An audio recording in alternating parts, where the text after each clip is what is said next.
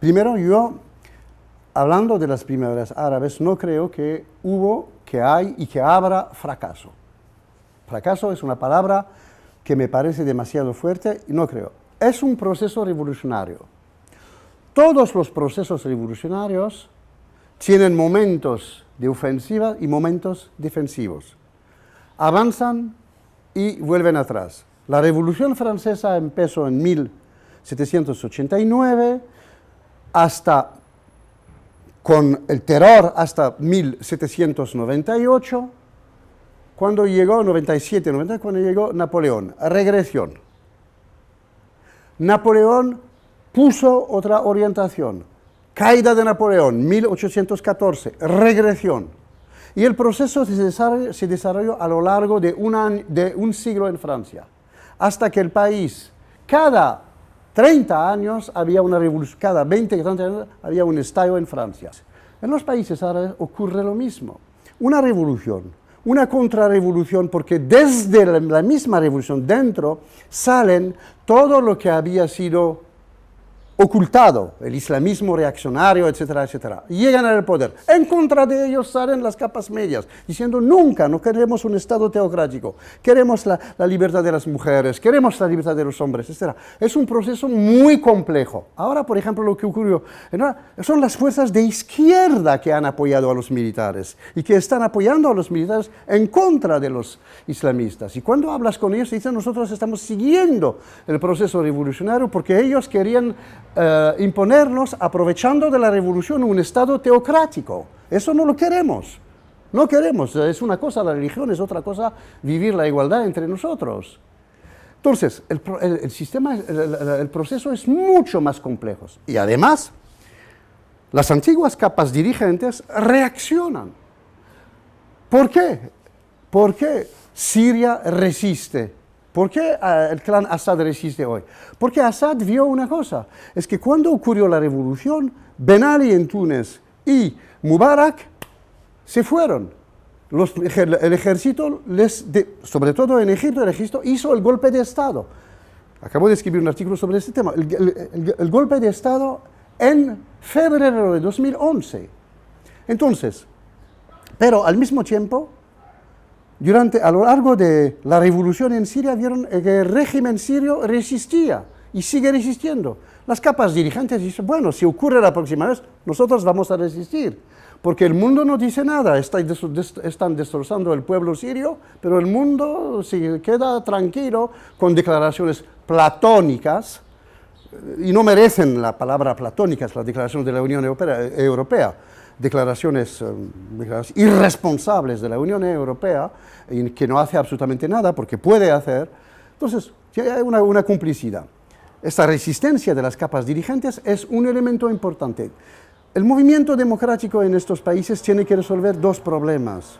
Tiene que resolver el problema de las clases dominantes, las dictaduras, y tiene que resolver el problema del papel de la religión en el sistema político. Son dos desafíos enormes para sociedades que nunca conocieron, digamos, la democracia. Nunca, no digo como en España había una tradición en los años 30, los españoles experimentaron la república, no durante mucho, pero tenían una cultura. Ahí no hay experiencia y se están demostrando, digamos, muy maduros, y la lucha sigue. Estos militares ahora han aprovechado de la situación para volver, digamos, en la primera fila de la escena política, pero estos militares, para poder seguir gobernando, tendrán que cortar las libertades a los demócratas. Y volveremos en una lucha de los demócratas en contra de ellos. Las próximas víctimas de los militares egipcios van a ser los demócratas que les apoyaron. Y tendremos un proceso, digamos, de clarificación. La historia es eso. La historia no se hace así. La historia es un proceso complejo, un proceso que no tiene sentido. El único sentido de la historia es la capacidad de la ciudadanía de aguantar o no una situación dada. Es el sentido de la historia. Cuando no podemos aguantar, hacemos estallar la marmita, como la casserole, como se dice en francés. Hacemos estallar la cosa. Pero, bueno, Eso es la historia.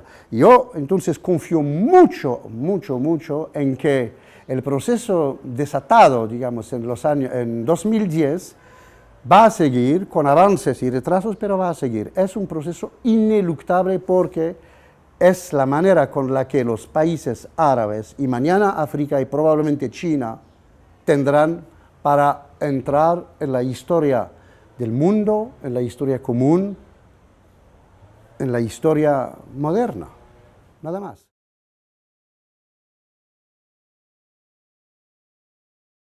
Ahora, estos últimos 20 años, hay una regresión de producción agrícola por razones varias, pero Egipto tiene el dinero lo suficiente para poder comprar eso y tiene sobre todo la alianza estratégica con Sudán, que es una reserva de agricultura mundial, una de las más importantes de toda África. Eso es la primera cosa. O sea, no creo que eso sea una coacción en contra digamos, sobre la economía egipcia. El hecho de que no puede nutrir no viene de su capacidad de explotar eso o no, no. Viene de la organización de las relaciones sociales y del hecho de que hay una parte cada vez más importante de la población marginada, excluida por razones sociales y por razones de dominación social dentro del sistema económico egipcio, para permitir el auge de las capas medias. No hay otra solución para ello. Si quiere fabricar, si quiere ayudar a la formación de una capa media, de unas capas medias importantes, tienes que robar el dinero en algunas partes, en este caso en la agricultura. Yo no he visto que la construcción, la formación de capas medias en el mundo árabe y sobre todo en Egipto ha podido estabilizar la democracia. Yo lo que veo es el autoritarismo y el papel de los militares como fuerza reguladora, digamos, de las relaciones entre las diversas fuerzas sociales. Eso es el primer elemento, la agricultura.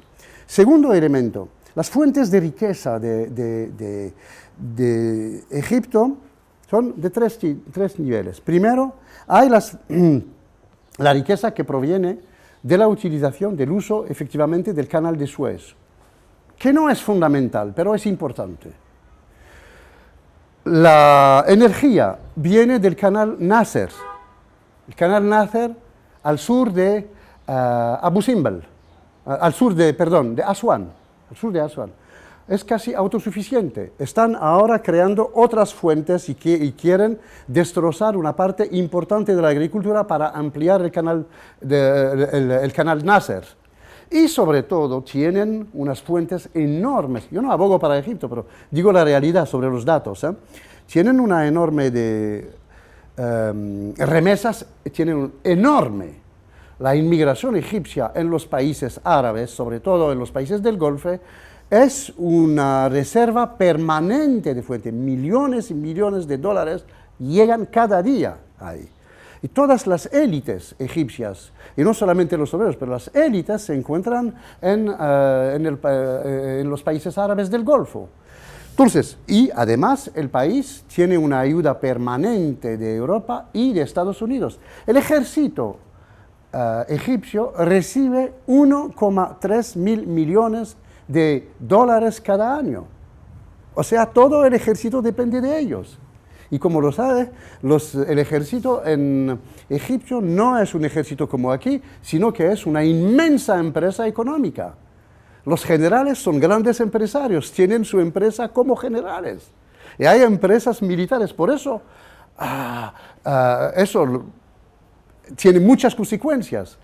Uno de la parte mayoritaria de los militares abogó y actuó en contra de Mubarak y depositó a Mubarak porque no querían que el hijo Gamal Mubarak, aliado a sectores financieros multinacionales, pueda conseguir el poder, porque eso hubiera significado una transformación de las relaciones internas dentro de la cúpula militar, entre, digamos, el papel de estos generales empresarios.